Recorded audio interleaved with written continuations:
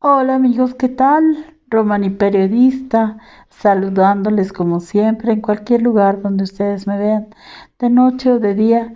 Mi corazón en especial esta noche es suyo, porque hoy vamos a hablar pues de las calaveras, de las calaveras. Este no es un altar de muertos, se los digo de una vez, es una decoración para hablar de nuestro genio litográfico, el señor José Guadalupe Posada, que es el autor de casi todas las calacas que hasta la fecha se siguen vendiendo en todos los lugares de la Ciudad de México y de hecho de toda la República en 1000 versiones. Todo esto se le debe al señor Posada, nuestro gran litógrafo, y de él quiero hoy platicarles la historia. Bueno, esta me la prestó mi nieta Mimi y me la quise poner para que ustedes sepan que todos los mexicanos, desde las escuelas, y miren que Mimi va prácticamente en los primeros años que se llamarían de kinder, son 3 años, se lleva en el segundo, ya se les enseña y se trata de conservar esta tradición. Y me gustó que ella me la pintara y me la prestó para este video. Siempre está presente de alguna forma ella y me dijo es de las dos. Y yo también le platiqué esta historia que a continuación les voy a platicar. Bueno, ya un poco libre, José Guadalupe Posada nació en Aguascalientes en el año de 1952. Él, desde pequeño, tuvo grandes dotes para la impresión. Sabiendo esto, a los 17 años más o menos, era uno de los impresores ya más reconocidos en su natal Aguascalientes. De allí pasa León, a León, Guanajuato, en donde está un tiempo, pero no de aprendiz. Su dote era maravilloso. Él tenía esa facilidad de comunicar a través de un periódico, de una hoja, los sucesos importantes del México de Posada. Así, hasta la fecha, su obra todavía no es cuantificable. Se calculan haber encontrado más de 20,000 entre pasquines, hojas, invitaciones, celebraciones, comentarios políticos, pero ¿él en qué momento visualiza las calaveras? Pues como sátira, como manera burlona, que ya esto trae un antecedente azteca y muy concretamente teotihuacano. En Teotihuacán nosotros tenemos el Paseo de los Muertos, que es unas pilas de calaveras hechas de diferentes materiales y que están formando una pared. Entonces, esto de las calaveras, Posada lo realiza, lo materializa, pero en realidad recoge nuestras raíces teotihuacanas y nuestras raíces aztecas, en donde ya la calavera los estaba presente como una identidad de pueblo. Y esto es lo que él va recuperando a través de sus panfletos. Había gente que le contrataba para hacer sus esquelas, curiosamente, y también, ¿por qué no? Las cosas para los matrimonios. Él como un grabador hacía cualquier trabajo que se le pidiera. Él llega en un momento dado a la capital, es decir, a México, Distrito Federal, y pone su taller. y su fama es inusitada porque ya se le conocía por sus muy famosas calaveras, en las que él a través de ellos hacía mofa de las cuestiones de la época. Incluso llegó a hacer muchos cuentos de terror que se vendían en hojitas por todos lados, en donde eran inventos. Sus calacas llevaban a tener dos cabezas o hablaban de los asesinatos que habían ocurrido, y si no habían ocurrido igual también se los inventaba. Pero también Posada tenía una parte muy, muy seria para hablar de las calaveras, y esto se da en sus contribuciones en El Ahuizote y El Hijo del Ahuizote.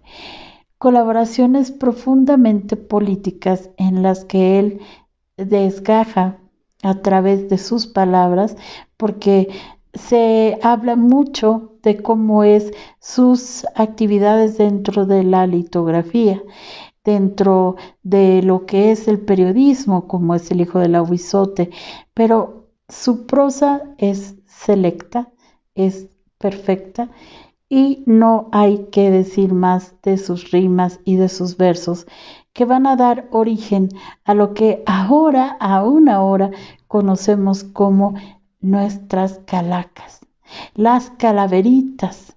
Eso que la primera calavera conocida es esta oda al panteón y a los muertos que están vivos, pero que en juego lo hace Posada. Y lo hace precisamente en burla, en un sentido político muy fuerte respecto a los sistemas de clases en las que le tocó vivir, y clases a las que él no pertenecía, y por lo tanto él, al pertenecer al pueblo, pues da la voz del pueblo a través de estas calaveritas, como él le llama, que son primorosas rimas, burlescas a más no decir, en donde también se queja del gobierno y de toda la mala suerte o con la que están corriendo las clases populares o incluso las clases indígenas, que son sus principales consumidores. Ahora, ¿cómo era Posada? Bueno, José de Guadalupe, le decían Lupe sus amigos, y él tenía su taller pues en lo que era el centro de la ciudad, y allí él también nunca se hizo autorretratos. Solo se conocen eh, dos especies de pinturas, que alguien se las hizo, y una fotografía. Es todo lo que sabemos. Sabemos que era un hombre de complexión robusta, que era alto, pero que era un genio, sí. Que era ingenioso, sí. Que se le recuerda hasta la fecha y que se le estudia en las escuelas, y todavía se sigue buscando su obra y haciendo recopilaciones, porque fue nuestro máximo grabador. Y este es un homenaje a Posada, porque gracias a estas calaveras el mexicano ha tenido un sentido lúdico acerca de la muerte, un sentido irónico acerca de la muerte, que nos ha ayudado a comérnosla en azúcar, a comérnosla en miel, porque son diferentes mieles, y nosotros las calaveras, para nosotros las calaveras vivimos y convivimos con ellas. Desde luego, en los vasos también está la calavera, quiero que la noten, por eso los puse. Estos van a ser los vasos que van a estar dentro de la pequeñísima ofrenda que voy a hacer. Y aquí está la calavera con sus ojos. Esta se llama calavera de Talavera, y me gustó y la compré hace tiempo, porque todo esto no lo puede uno comprar de un día para otro, porque verdaderamente uno se hace bolas. Entonces, esta calavera debe de prenderse justo el día primero para recibir al ánima que va a guiar a todas las demás en esta convivencia maravillosa que tenemos los mexicanos y que es una, pues una tradición única, eh, hasta donde yo sé, en el mundo, de que apreciamos, jugueteamos y esperamos a nuestros muertos. Volviendo a Posada, ya les platiqué cómo era él en sus fotografías. Era un hombre muy serio que trabajó para Vanegas en uno de los despachos más famosos e importantes en ese momento de grabador, donde uno podía contratar para diferentes cosas a Posada, pero él siempre tenía en su mente el estar editando constantemente, ya bien fueran las historias de terror, ya fuera el suceso político, ya fuera el suceso del momento que se había llegado el marqués fulano de tal, o sea, él estaba en todo, fue un gran periodista, fue una gran, ¿qué les puedo decir? Dentro de los asuntos de cómo se imprimen las fotografías, porque él es impresor, las fotografías que se imprimen las hojitas, hay diferentes planchas. Bueno, dentro de esas planchas que se preparan en metal, José Guadalupe Posada fue innovador en cuanto a los metales que se utilizaron, haciendo este sistema de planchado en la gráfica mucho más ágil, sencillo y sobre todo eso nos ha permitido conservar su obra porque en verdad fue un innovador en ese sentido. Él buscaba los materiales y era tan acucioso que también en lo que él escribía, él innovaba también en cuanto a las letras. Ustedes ven ahora en la actual computadora que podemos seleccionar la tipografía que nosotros queramos. Pues imagínense que mucha de la tipografía que utilizó José Guadalupe Posada fue hecha a mano por él y después pinceleada, ejecutada forjada en algún tipo de metal, y así se daba él el lujo de buscar la letra. Entonces es un gran innovador en cuanto a la tipografía se refiere, sobre todo a la manuscrita. Y en eso es también un grabador que se adelanta a su tiempo y es absolutamente maravilloso el ver todas las aportaciones de Posada. Pero bueno, en México se le quiere, en el mundo se le requiere, porque siempre hay estudios acerca de Posada y sus muertos, porque para él todo estaba lleno de un universo de calacas, como le llamamos aquí. Entonces les muestro que en las escuelas pues se aprende esto y mi nieta es muy pequeña, sin embargo, sabe perfectamente todo lo que va a pasar este 1 y 2 de noviembre. También podemos encontrar este tipo de gráficos que de alguna forma provienen también de las calacas de Posada. Las muestro a la cámara. Esto se adquiere en cualquier lado. Así era lo que tenía Posada, pero aquí decía el hijo del aguizote, y aquí traía todo un artículo y unas calaveras que parecían verdaderamente tener vida. Y también encontramos las carabacas que las hacen prácticamente para que los niños estudien y las podemos encontrar de todo tipo. En México siempre hay calabacas, eso sí, la calavera es algo que tiene una gran conjunción con el mexicano porque es nuestro arquetipo que nos identifica como raza y nos pluraliza. Y esto viene, les digo, desde los teotihuacanos y los aztecas, y es Posada en sus grandes grabados quien retoma y da da colorido, le da sensacionalismo a las calacas, porque bueno, hay unos cuentos que se pone de terror, que verdaderamente eran maravillosos, y él es requerido por la gente de México, por el pueblo de México. Así es como él crea la calaca Catrina, que es conocida en todo el mundo porque es una calaca que lleva una pamela y que viene vestida pues muy como una gran dama, pero cuando él la hace le llama la Catrina Garbancera. ¿Y por qué? Porque es una burla. Él dice, bueno, la gente que no se quiere creer mexicano, que se, que se cree que es turista y que a lo mejor nació en los Estados Unidos, en España, en Italia, y no quiere reconocer que come frijoles para ellos, para aquellos que no reconocen que comen frijoles, que son mexicanos, para ellos hago la Catrina Garbancera. Y esta Catrina de pronto cobró una fama mundial porque era y es hermosa y es uno de los maquillajes más recurrentes de esta época.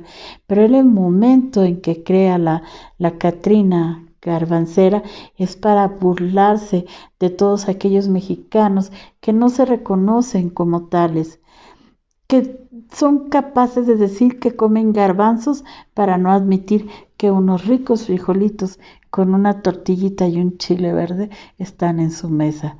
Por eso es importante la Catrina. Por eso es vital nuestra Catrina, que ahora se hace en tercera dimensión, en papel maché, se hace de miles de formas, pero es gracias a él que tenemos esta Catrina. Y desde luego que hubo quien le hizo un aditamento muy especial a la Catrina. Le puso plumas a su pamela, a su sombrero, y ese fue, pues, ni más ni menos que el sapo, ¿verdad? Que en su pintura, una de sus pinturas más famosas, Paseo por la Alameda, Diego Rivera decide retocar esta calavera de José Guadalupe Posada y le pone unas plumas para adornarla más y para acentuar de manera contundente este rechazo de las clases populares hacia aquellos que siendo mexicanos reniegan de la nacionalidad mexicana. Y es Diego Rivera quien da este toque perfecto a la Catrina. Pero ¿qué hay de la vida de Posada? Ustedes saben que a mí me gusta mucho no solamente platicarles las obras, sino también su vida. Él nace en Aguascalientes, va por el mundo y se enamora. Se enamora profundamente de una mujer con la que se casa y tiene un hijo que se llama Juan y que se vuelve el amor de su vida. Un aspecto poco tocado y poco conocido de Posada es precisamente el gran amor que tenía hacia Juanito. Como él le decían, a José Guadalupe le decían Lupe, pues porque así es el diminutivo de Guadalupe, ya seas hombre, seas mujer, le decían Don Lupe.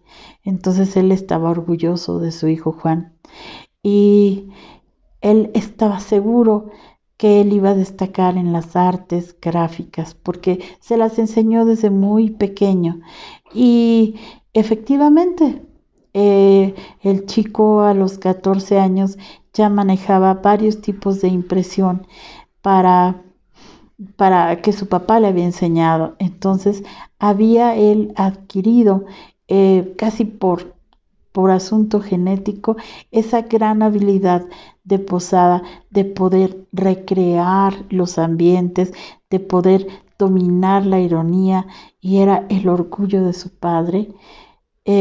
Así es como ellos deciden. Vivían muy cerca de la Academia de San Carlos, en el centro de la Ciudad de México, cuando decide que su hijo no debe de ir a la Academia de San Carlos, porque eso es para pintores y no para impresores.